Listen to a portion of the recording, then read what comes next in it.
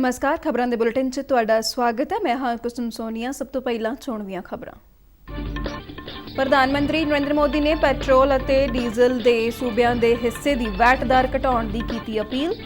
Covid ਹਾਲਾਤ ਬਾਰੇ ਮੁੱਖ ਮੰਤਰੀਆਂ ਨਾਲ ਕੀਤੀ ਆਨਲਾਈਨ ਮੀਟਿੰਗ।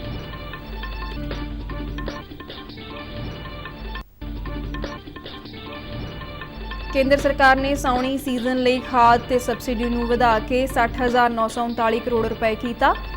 प्रधानमंत्री स्वनिधि योजना दिसंबर 2024 तक ਵਧਾਈ।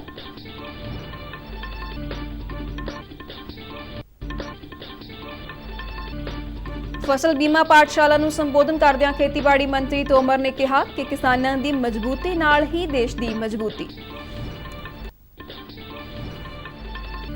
पंजाब सरकार दिल्ली कौमांतरी हवाई अड्डे तक बस सेवा छेती ही शुरू करेगी।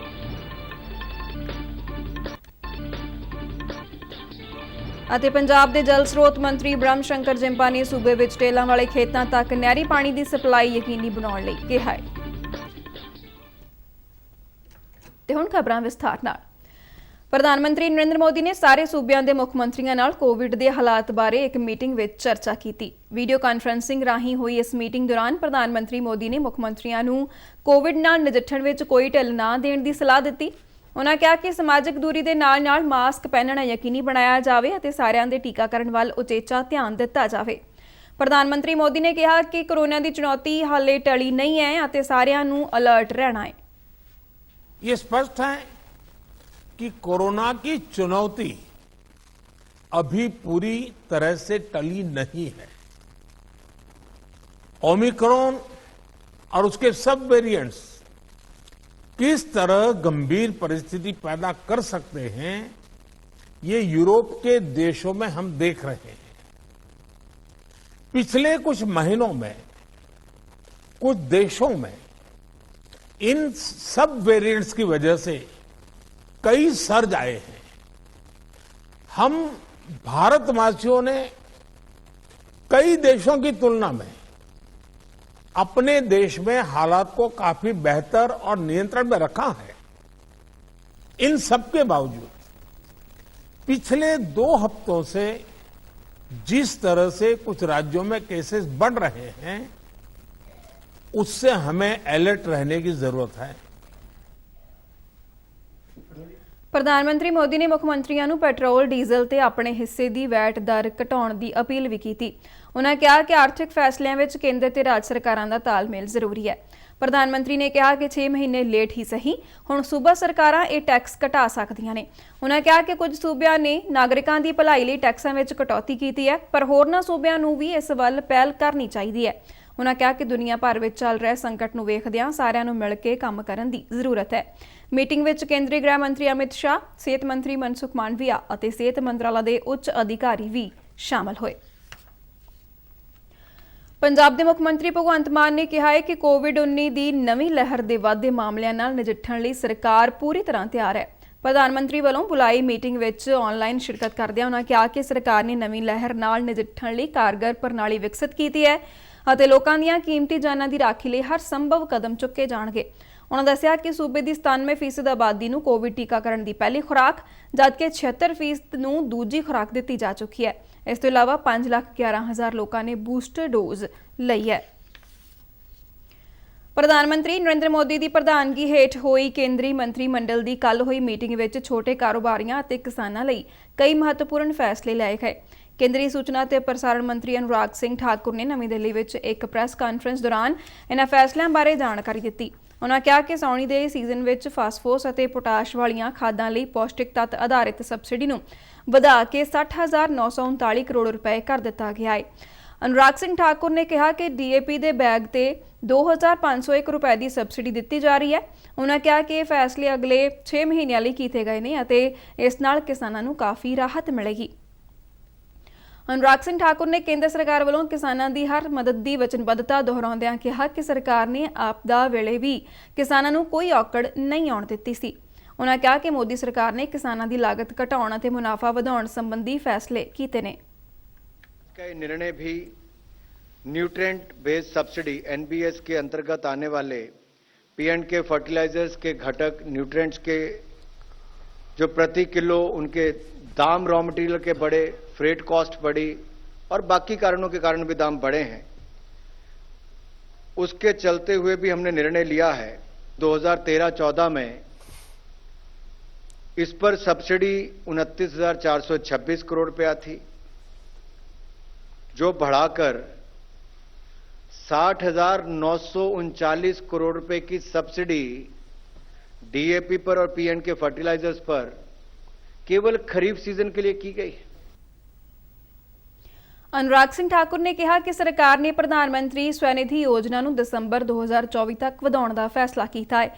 ਉਨ੍ਹਾਂ ਕਿਹਾ ਕਿ ਇਸ ਵੇਲੇ ਤਕਰੀਬਨ 31,90,000 ਵੈਂਡਰ ਇਸ ਯੋਜਨਾ ਦਾ ਲਾਭ ਲੈ ਰਹੇ ਨੇ।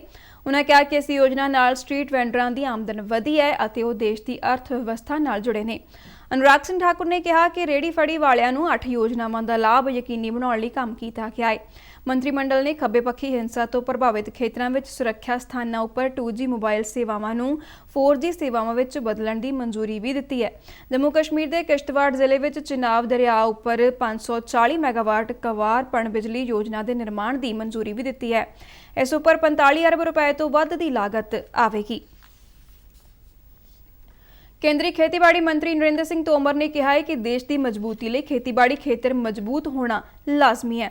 देश भर में किसान भागीदारी प्राथमिकता हमारी मुहिम हेठ कल फसल बीमा पाठशाला दौरान वर्चुअल माध्यम राही 1 लाख तो वध किसानां नाल गलबात करदिआं तोमर ने कहा कि फसल बीमा योजना तहत केंद्र सरकार नूं किसानां तो प्रीमियम के रूप में 21,000 करोड़ रुपए की राशि प्राप्त हुई है। उन्होंने दस्सिया कि सरकार वालों फसलों के नुकसान के दावियां लई किसानां नूं 1,15,000 करोड़ रुपए की रकम दी गई है।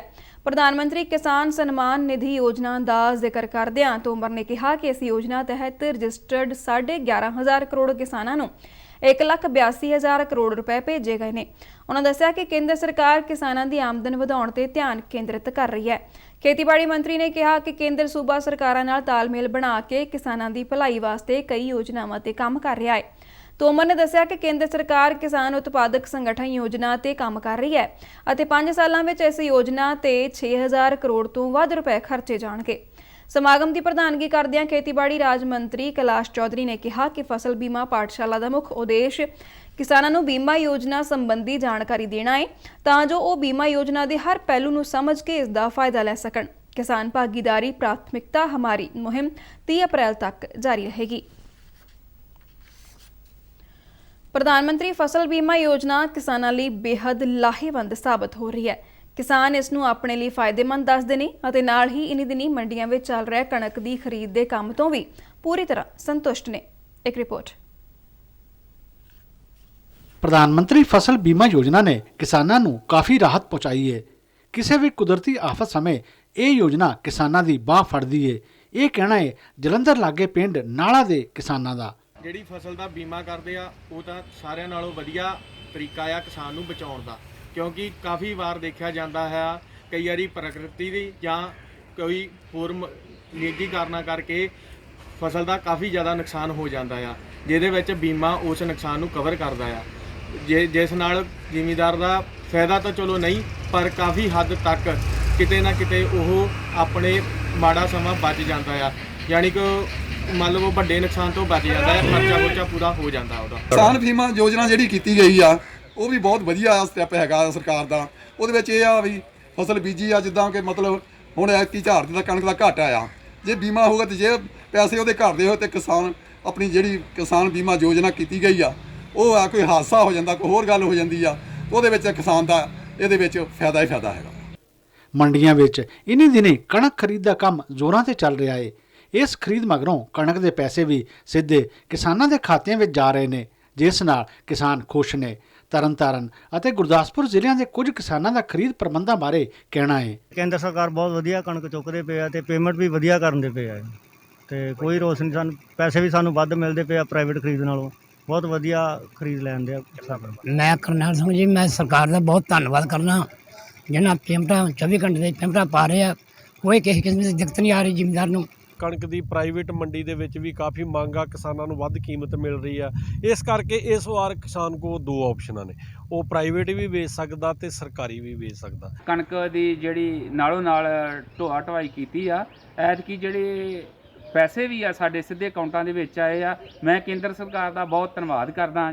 ਮੌਸਮ ਨੇ ਇਸ ਵਾਰ ਕਣਕ ਦੇ ਝਾੜ ਤੇ ਅਸਰ ਪਾਇਆ ਹੈ ਅਤੇ ਕਿਸਾਨ ਇਸ ਲਈ ਸਰਕਾਰ ਤੋਂ ਮਦਦ ਚਾਹੁੰਦੇ ਨੇ। ਕਿਸਾਨਾਂ ਨੂੰ ਅਸੀਂ ਬਹੁਤ ਧੱਕਾ ਲੱਗ ਰਿਹਾ। ਜਿਹੜਾ ਫਸਲ ਦਾ ਝਾੜ ਆ ਕਣਕ ਦਾ ਇਸ ਵੇਲੇ ਵੱਧ ਤੋਂ ਵੱਧ 14 ਕੁਇੰਟਲ ਖੇਤ ਦਾ ਨਿਕਲਿਆ ਹੈਗਾ ਆ, ਤੇ ਉਹਦੇ ਕਰਕੇ ਕਿਸਾਨਾਂ ਦੀ ਪੈਦਾਵਾਰ ਬਹੁਤ ਘੱਟ ਆ। ਪੈਸੇ ਵੀ ਪੂਰੇ ਨਹੀਂ ਹੋ ਰਹੇ। ਜੋ ਜ਼ਮੀਨ ਠੇਕੇ ਦੇ ਬਾਹਰ ਉਹਦਾ ਠੇਕਾ ਵੀ ਨਹੀਂ ਪੂਰਾ ਹੋ ਰਿਹਾ। ਤੇ ਪ੍ਰਧਾਨ ਮੰਤਰੀ ਦਾ ਧੰਨਵਾਦ ਕਰਦੇ ਹਾਂ। ਜੇ ਵੱਧ ਤੋਂ ਵੱਧ ਕਿਸਾਨ ਵੀਰਾਂ ਦਾ ਜੋ ਵੀ ਉਹਨਾਂ ਦਾ ਹੋਰ ਹੈਲਪ ਹੋ ਸਕਦੀ ਹੈ ਕਰਨੀ ਚਾਹੀਦੀ ਹੈ। ਇਸ ਵਾਰ ਕਣਕਾਂ ਦੇ ਝਾੜ ਘੱਟ ਨਿਕਲੇ ਆ।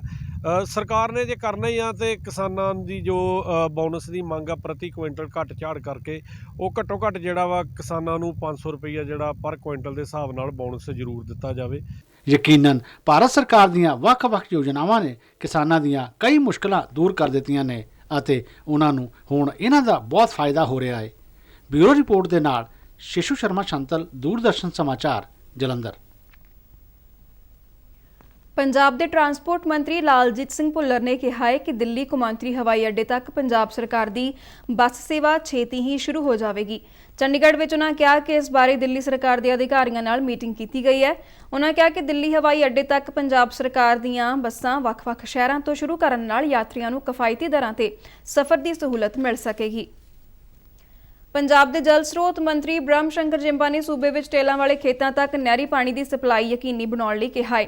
ਉਹਨਾਂ ਵਿਭਾਗ ਦੇ ਅਧਿਕਾਰੀਆਂ ਨੂੰ ਨਿਰਦੇਸ਼ ਦਿੱਤੇ ਕਿ ਝੋਨੇ ਦਾ ਸੀਜ਼ਨ ਸ਼ੁਰੂ ਹੋਣ ਤੋਂ ਪਹਿਲਾਂ ਨਹਿਰਾਂ ਅਤੇ ਮਾਈਨਰਾਂ ਵਿੱਚ ਕੁਝ ਕਿਸਾਨਾਂ ਵੱਲੋਂ ਬਣਾਏ ਗਏ ਨਾਜਾਇਜ਼ ਮੋਗੇ ਬੰਦ ਕਰਨ ਤੇ ਭੰਨਤੋੜ ਕੀਤੇ ਗਏ ਮੋਗਿਆਂ ਦੀ ਤੁਰੰਤ ਮੁਰੰਮਤ ਕੀਤੀ ਜਾਵੇ। ਇਸ ਮੀਟਿੰਗ ਵਿੱਚ ਉਹਨਾਂ ਖੇਤਰਾਂ ਦੇ ਵਿਧਾਇਕ ਸ਼ਾਮਲ ਹੋਏ ਜਿਨ੍ਹਾਂ ਦੇ ਇਲਾਕਿਆਂ ਵਿੱਚ ਟੇਲਾਂ ਉੱਤੇ ਨਹਿਰੀ ਪਾਣੀ ਦੀ ਸਮੱਸਿਆ ਆਉਂਦੀ ਹੈ। ਬ੍ਰਹਮ ਸ਼ੰਕਰ ਜਿੰਪਾ ਨੇ ਅਧਿਕਾਰੀਆਂ ਨੂੰ ਅਰਨੀਵਾਲਾ, ਭਾਗਸਰ, ਲਾਧੂਕਾ, ਮਮਦੋਟ, ਲਕਸ਼ਮਣ, ਬਰਕਤਵਾ ਅਤੇ ਫੈਜ਼ਵਾ ਮਾਈਨਰ ਦੀ ਮੁਰੰਮਤ ਤੇ ਸਫਾਈ ਦਾ ਕੰਮ ਜਲਦ ਮੁਕੰਮਲ ਕਰਨ ਦੇ ਆਦੇਸ਼ ਦਿੱਤੇ ਤਾਂ ਜੋ ਕਿਸਾਨਾਂ ਨੂੰ ਝੋਨੇ ਦੀ ਲਵਾਈ ਵਿੱਚ ਕਿਸੇ ਕਿਸਮ ਦੀ ਮੁਸ਼ਕਲ ਦਾ ਸਾਹਮਣਾ ਨਾ ਕਰਨਾ ਪਵੇ। ਪੰਜਾਬ ਦੇ ਸੈਰ ਸਪਾਟਾ ਤੇ ਸੱਭਿਆਚਾਰਕ ਮਾਮਲਿਆਂ ਬਾਰੇ ਮੰਤਰੀ ਹਰਜੋਤ ਸਿੰਘ ਬੈਂਸ ਨੇ ਕਿਹਾ ਹੈ ਕਿ ਸਰਕਾਰ ਸੂਬੇ ਵਿੱਚ ਸੈਰ ਸਪਾਟੇ ਨੂੰ ਹੁਲਾਰਾ ਦੇਣ ਲਈ ਵਚਨਬੱਧ ਹੈ ਅਤੇ ਆਪਣੀਆਂ ਲੋਕ ਪੱਖੀ ਤੇ ਪਾਰਦਰਸ਼ੀ ਨੀਤੀਆਂ ਨਾਲ ਸੈਰ ਸਪਾਟੇ ਨੂੰ ਅਗਲੇ ਪੱਧਰ ਤੱਕ ਲੈ ਕੇ ਜਾਵੇਗੀ।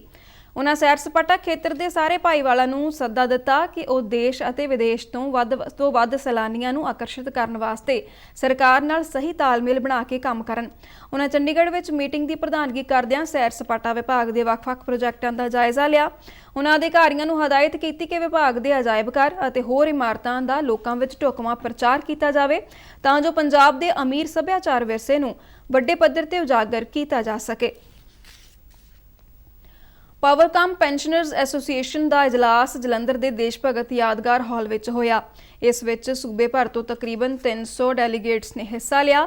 ਐਸੋਸੀਏਸ਼ਨ ਦੇ ਜਨਰਲ ਸਕੱਤਰ ਧਨਵੰਤ ਸਿੰਘ ਭੱਠਲ ਤੇ ਵਿੱਤ ਸਕੱਤਰ ਵੱਲੋਂ ਸਟੇਟ ਕਮੇਟੀ ਦੀ ਰਿਪੋਰਟ ਪੇਸ਼ ਕੀਤੀ। ਇਸ ਰਿਪੋਰਟ ਵਿੱਚ ਪੈਨਸ਼ਨਰਾਂ ਬਾਰੇ ਵੱਖ-ਵੱਖ ਸਿਫਾਰਿਸ਼ਾਂ ਕੀਤੀਆਂ ਗਈਆਂ ਨੇ। ਜੰਮੂ ਕਸ਼ਮੀਰ ਦੇ ਪੁਲਵਾਮਾ ਜ਼ਿਲ੍ਹੇ ਦੇ ਮਿਤਰੀਗਮ ਖੇਤਰ ਵਿੱਚ ਸੁਰੱਖਿਆ ਬਲਾਂ ਨਾਲ ਹੋਏ ਮੁਕਾਬਲੇ ਵਿੱਚ 2 ਅੱਤਵਾਦੀ ਮਾਰੇ ਗਏ ਨੇ। ਮੁਕਾਬਲੇ ਵਾਲੀ ਥਾਂ ਤੋਂ ਹਥਿਆਰ ਤੇ ਗੋਲੀ ਸਿੱਕਾ ਮਿਲਿਆ ਹੈ। ਜੰਮੂ ਕਸ਼ਮੀਰ ਰੇਂਜ ਦੇ ਇੰਸਪੈਕਟਰ ਜਨਰਲ ਵਿਜੇ ਕੁਮਾਰ ਨੇ ਦੱਸਿਆ ਹੈ ਕਿ ਇਹਨਾਂ ਅੱਤਵਾਦੀਆਂ ਦੀ ਸ਼ਨਾਖਤ ਇਜਾਦ ਹਾਫਿਜ਼ ਅਤੇ ਸ਼ਾਹਿਦ ਹਜ਼ੂਬ ਵਜੋਂ ਕੀਤੀ ਗਈ ਹੈ।